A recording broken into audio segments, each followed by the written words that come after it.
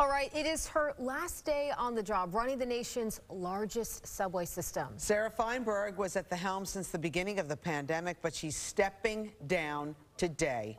And she's joining us right here on Good Day New York. Nice to have you here. I'm sorry to see you go. Thank you. Why are you leaving? Because we hear that, you know, you're interested in this co-chairmanship job. Absolutely. Look, if the state senate comes back and takes action and splits the positions and makes Jano Lieber CEO and makes myself first woman chair of the MTA, that would be great. I'd be delighted. But it's time for me to step down from the transit presidency job, and I've said that for several weeks now, and today's the day, which is unbelievable. You know, I know it's interim, and the only way that we can find out if it, you know, the MTA is going to have this co-chairmanship job is if the Senate comes back, the state Senate comes back, and they vote.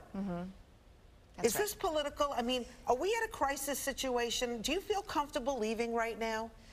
Well, look, I feel comfortable leaving right now because I know that I'm leaving transit in very strong hands. So Demetrius Critchlow, who runs subways, is out of this world, strong, strategic, brilliant, experienced. Craig Cipriano, who runs buses, the same, tons of experience, knows what he's doing. So I'm leaving the place in excellent hands. I know that.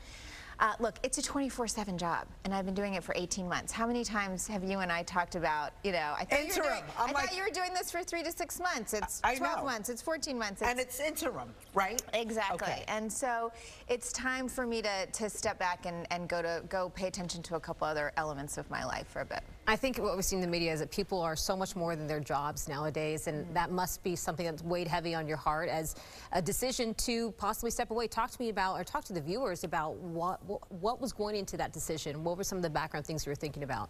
Well, look, when I stepped into the role, you know, it was clear that COVID was on the horizon, but we had no idea what kind of, you know, horrible challenge it was going to be for New York, and particularly for New York City Transit and for MTA. I really believe in public service. I believe if you're asked to serve and you have the capability to do it, you should do it. And so I feel like it's an obligation, a moral obligation to serve.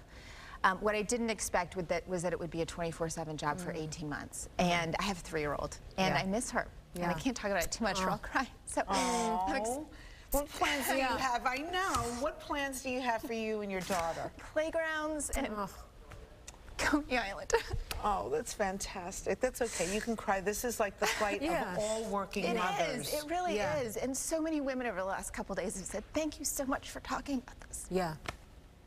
It's a hard balancing act. I know. Thank you.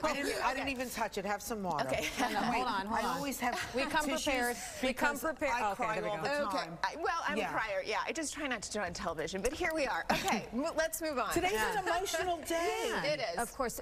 You know, I want to talk about also, you know, leaving at this time where we talk about the pandemic and what a marvelous job that you did this past year, serving the city, serving the people that ride and take transit. But you know, there are still some gaps to be filled. I mean, talking about some of the ridership that's still down. I know we talked about some of these numbers. Subway down still 54%, Metro North down 60%, LIRR down 56%, and even buses, the ridership's down there as well. So when you leave during something like this, you know, what are we looking at? What are we looking to face as the next couple months next year? You're exactly right. The most important thing is for ridership to come back. Yeah. And look, I think that it will. We're in a slow period right now anyway, right? We're headed into August. But, you know, I think September, schools will be reopening, offices reopening, people coming back. You know, the city has very much reopened, bars, restaurants. You know, we have this concert coming up, all of that stuff. So I think people are going to be coming back. Are we going to be back where we were pre-pandemic? Absolutely not. And we've got a long way to go. Particularly, you know, we're seeing a resurgence right now already with COVID. We know masks work, we know vaccines work, and so we've got to keep reminding people to come back to the system. It's safe, but you got to be vigilant about your mask, and you should get vaccinated. But look, it's going to be a long slog to get ridership back to what it was. So let's talk about be focused on that. Let's talk a little bit about crime, because you've been on our show and you've been begging for more police officers in the system. And you finally got it. Yeah. Crime numbers are going down. And they went right down. Yeah. That's right. Are you concerned now that you are stepping away that things could slip? You know, I'm not. So first of all, again, strong leadership at New York City Transit, and Jano Lieber, who stepped in as CEO and chair, is a very strong leader at MTA as well. Look, we had this all of the above approach to safety and security in the system, to fighting crime in the system. Yes, it was more police officers, and when the city started cooperating with us and listening, we went from historically really low policing numbers, 1,400 NYPD officers in the system. They injected 1,100 officers into the system, and crime dropped like a brick, right? So that was very helpful. But we've also installed tons of cameras. We've hired security contractors. We got the city to upgrade the 311 system so that it now works for those who are in the system. So all of that is really good news and huge steps forward from where we were just like 6 months ago. By the end of the summer, we're going to have cameras in every single station. Yes, I know you mentioned that a couple weeks ago when you were on the show here with us. Just, you know, female to female, I know both of us probably feel the same sentiment, and so many women that are watching, so proud of the job that you've done, especially representing in the role that you have been.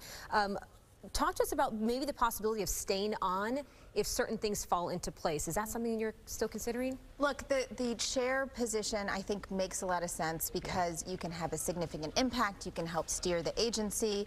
We have a big, dynamic, strong board at the MTA, and I know that we can, you know, work closely with the board to steer the agency in the right direction. We have a huge capital program, congestion pricing. We have all this stuff on the horizon. The New York City Transit job is 24/7. It's every rush hour. It's every signal delay. You know, before I got here this morning, I'm trying to figure out why there are big headways on the queue, right? So it is 24/7. The MTA chair position is a big job, and you can have a big impact, but it's less, you know, 24/7. It gives me the ability to be the kind of mom I want to be. So let me ask you something. Would you come back, say, if the legislative Senate comes back and votes you in a month? Absolutely, Would you be absolutely. You'd be And ready. I've told them next that, week, even though we're going to go to Coney Island. Are we okay with that? Maybe we'll go after Coney Island. Maybe give me a couple weeks to do the playgrounds in Coney Island, and then then we'll go. But no, absolutely. Look, I think it's important for the Senate to act. I hope they'll come back. We've said, you want to have a public hearing, we're here for it. You want to have a confirmation hearing, I'm in. You want to get briefed, you want to hear my thoughts on why we should split the position, I'm here to talk. So call me. Call I like that. Call her, please. One last thing, your thoughts on congestion pricing? We're getting there. You know, look, the environmental approval process is a bear. And I used to work in the federal government. I can tell you that, you know, for those who are in the middle of the process, they sort of understand all of the details. If you're on the outside, you're like, what is taking so long? Why can't we just get this done? It typically takes 18 to 24 months to get these processes approved. I think we'll be a lot faster than that, but it's significant. You got to go to the federal government. You got to get approval for your plan on how you're going to talk to people about it and get public input. So it's a bear, but we're going to get there. First in the nation. It's first time we've been able to do this is in New York. You know, a lot of credit to the governor for getting it done. We'll get there. All right, and I think it'll make a big difference. I hope he's watching. Yeah, call her. Let's get them back from recess. Get her digits right now. And by the way, when you go to Coney Island, make sure you have the fries at Nathan's. I mean, we all love the hot dogs, but the fries are so delicious. Oh my God, my daughter loves a hot dog. She loves hot dogs. We hope you enjoy this time with your daughter. Thank you so much for everything that you've done, and we hope to see you back here real soon. Thank you so much. Thank you.